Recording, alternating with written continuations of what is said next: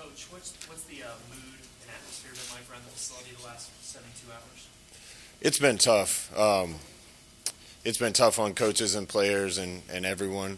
The guys we let go are really good coaches, and they're even better men. And those are hard decisions that had to be made. And I can't thank those guys enough. I couldn't care about those guys anymore. A lot of players feel the same way. So it's been a tough 72. When did you start to think that change on the staff was going to be necessary? And could you just maybe walk us through the process of deciding that and then making the change when you did? Yeah, those guys have done unbelievable job helping us to get better. And they're all, like I said, good coaches and even better men. Been talking with Trev for a long time. Appreciate those conversations. It's hard to we've come so close in so many games, and it's hard to think we can keep doing exactly the same things and get over the top. And it's not any person's fault, any one of those coaches' fault. Sometimes there just needs to be a little different voice and maybe little changes that can make a difference. And the timing was tough in the middle of a season. But everything's going to move really fast here after the season with recruiting and signing day. And it's kind of important to get guys in place to help get those things done. And with a bye week and time to evaluate, I thought that was the best time. When did you kind of formulate in your mind this plan that Trev talked to us about that you submitted to him? When did you start to think about it, and when did you decide that you had to make these significant changes? Trev and I talk every week. Some of it's about that kind of stuff. Some of it's about the premiere of Yellowstone. Enjoy talking to him. The idea has been going back and forth for a couple weeks here. And for me, it's an easy decision. I'm in this business primarily because I love the players. I love the mentoring side of this job. I love being around the guys all the time. I took this job because I love Nebraska and I love this university. It would break my heart to think we've made the improvements we've had and gotten it so close in so many games and not get an opportunity to see it through. So it's an easy decision for me to make any sacrifices I have to have the privilege to continue to be here. What's the vision for the layout of your role over the next year? I mean, do you want to shift the way you manage or direct the program, or have you talked to Trev about that? Yeah, we've talked a lot about that. This job is bigger than a lot of other jobs. There's just a lot more that has to be done on the field and off. Frankly, I've been wearing myself a little thin trying to run the offense and call the offense, and it isn't just game day. It's all week long, and there probably are areas of the program that I could spend more time with if I wasn't so occupied with that. He talked to me about that. I agree. I appreciate his advice on that, and I'm going to do the best I can to put together a team that allows some of those things to happen. Your contract is shifting, he said. Was that something you brought to him, or did he bring that idea to you, or how did you come to that? We talk every week. I think I brought up the idea originally and didn't hear anything else about it, and he kind of brought me some ideas. And again, that's an easy decision for me. I'm in this business because I love the kids, and I'm here because I love this place, and I want to see this through and get this right. And any sacrifices I have to make to continue to do this, that's an easy decision. What is your vision for the offense? What are you looking for going forward? We've been really good on offense. When we have the right guys, we've been a lead on offense. I'm not necessarily looking for wholesale changes. I did have a lot of guys around me that knew a lot of the same things that I knew, and that's worked. I think it could still work.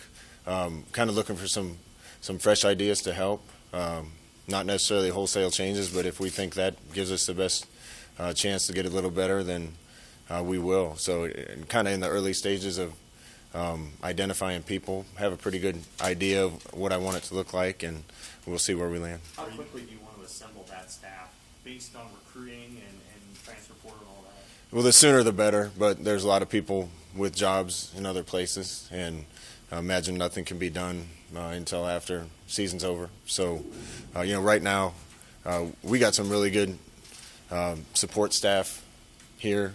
They're going to do a great job coaching these guys. I want them to do a great job coaching these guys because the players deserve our best effort to help them in these last two games. They're going to give their best effort in these last two games. We're playing some really good teams. I think Wisconsin's #1 in the country on defense right now.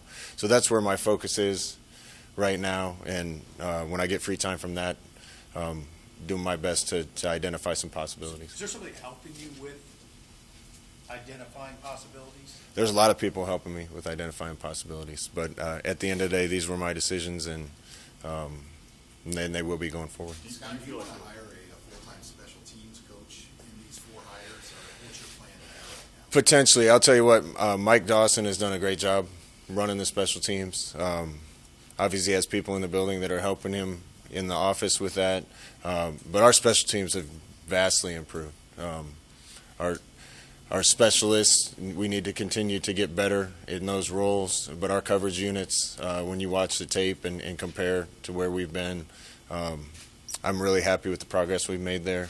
So I think that's just when we put the puzzle together, figure out if that's a possibility or not. If it is, I would love to. You've always had put a premium on having athleticism at the quarterback position, and as you look for someone, an offensive coordinator in particular, I mean, is that a requirement for what you want the offense to look like going forward, or are there things that are on your list that are sort of not negotiable? Not necessarily. You know, I've been calling this offense for, 10 years. And I will say, Matt Lubick did a great job helping me. He's added some things to this offense that have helped us to be better. He and I shared the play calling duties, but I was still engrossed in it.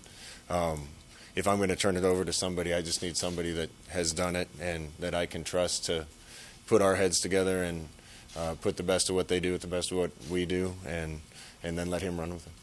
How's the roles going to stack up here the rest of the way with those 4 openings? Who's going to do what?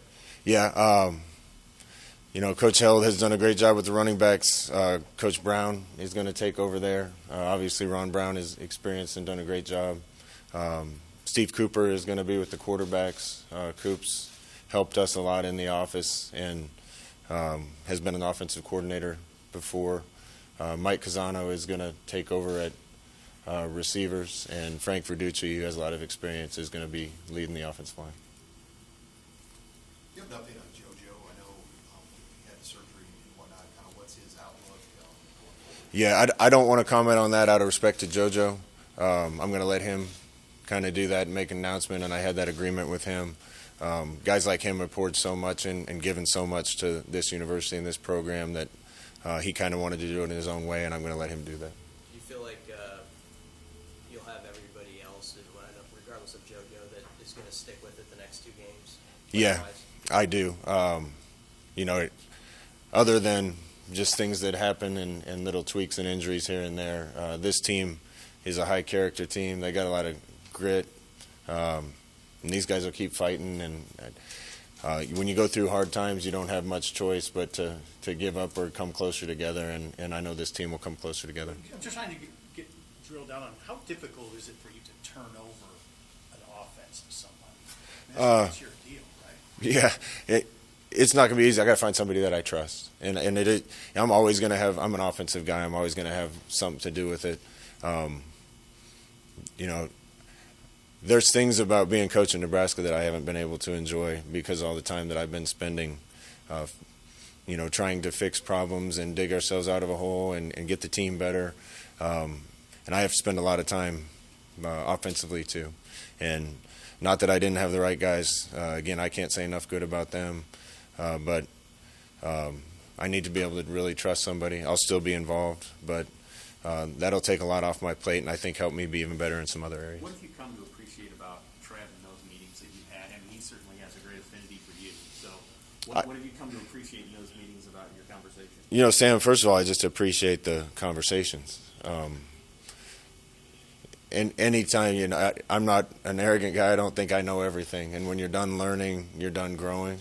I get a lot of opinions and ideas. Most of them I don't listen much to, but his I do. And I think he's made some good points to me and had some good ideas. And I look forward to working with him some more. Was there a moment where maybe he earned your trust and you earned his, is? Was that early in the season, after Illinois, before then? I think that's just kept growing every time we get together and get to know each other better. You know, it was unusual timing when he came in, and there were some other tough things swirling when he came in, and we've been through a lot in a short time together. Can you get worried at what you've seen from the players this week, especially the guys on offense who've lost their position coaches, and what their mood and their schedule is like? They're hurting. You know, I see the look on the offensive line's coach, and the offensive line love Coach Austin because of the man that he is. And it's the same with the other positions and other groups. They're hurting. I'm hurting. I've gone to a lot of games and battles and spent a lot of time with those guys. And like I said, they're really good coaches and great men. These are decisions sometimes you have to make as a leader, and the kids are resilient. They'll be okay.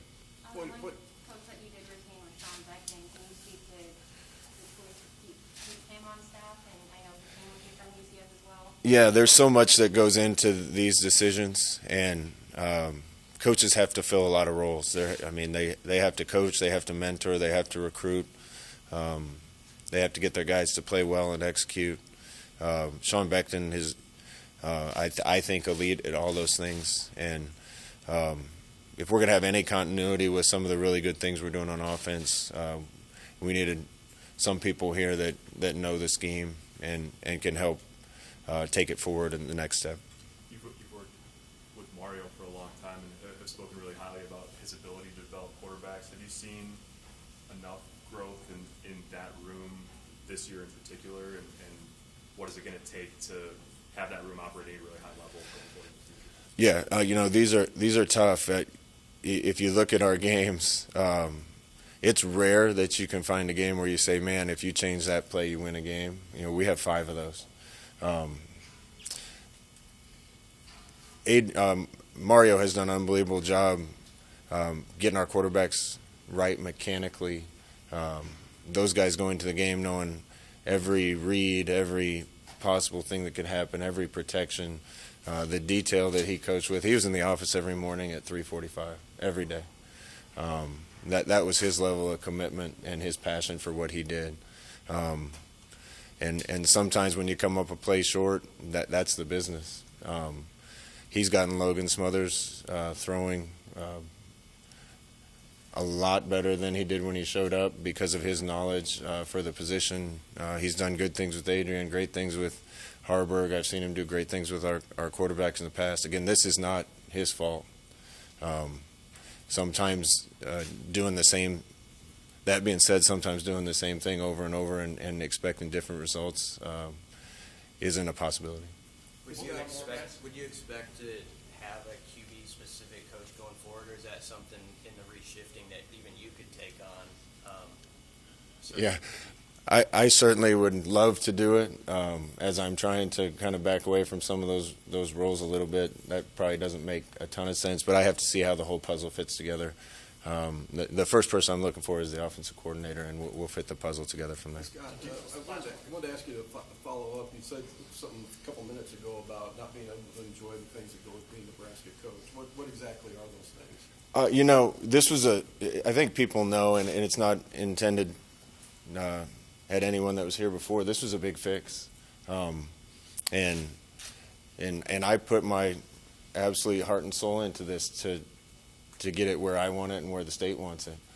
When you're working that hard to get it fixed, I'd love to be out talking to the fans more, and I'd love to go do more booster functions. I'd love to go hunting more in western Nebraska. And those things are important, I think, for my sanity, and also so I get to spend time with people that matter in Nebraska. I love the state. I love representing the state. I want to spend more time doing some of those things, and I think this will help me do that. Will you rely on input from whoever you find an offensive coordinator for the other staff positions? Potentially, yeah, potentially. If I was getting hired as a coordinator somewhere, I'd probably have some strong feelings about a guy or two, and we got to see how all that unfolds.